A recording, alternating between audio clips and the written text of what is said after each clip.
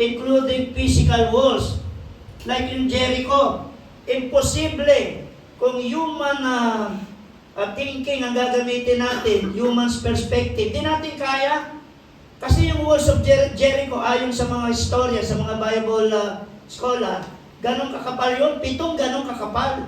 Di ba? Pero, gumawa ang Panginoon. Di ba? Naalala natin yung number ng Panginoon, Jeremiah 33 verse 3. Call unto the Lord, and He will answer thee. He will show you. Ipapakita niya sa iyo great and mighty things. Mga kamangamangang bagay na di mo sukat akalain. Mapapawaw ka na lang sa Panginoon. Wow. So powerful. Di ba? Yun yung breakthrough sa buhay. Marami paparanas niya kasi iniingatan niya yung kanyang pangako, yung kanyang salita. Minsan parang hindi mo maintindihan. Si Joseph, di niya maintindihan. Posible pa ba sa panahon namin ngayon yung pangako ng Panginoon? Pero sabi ng Hebrews 13 verse 8, Jesus Christ is the same yesterday, today, and forever. Amen?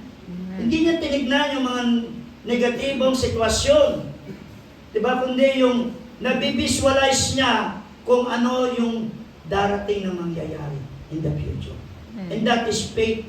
Diba? We need to increase our faith because faith sees the invisible, believes the impossible, and receive the incredible.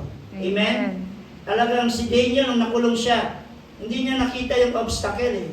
Hindi niya nakita yung nasa lion's den siya. Ang nakita niya yung kapangyarihan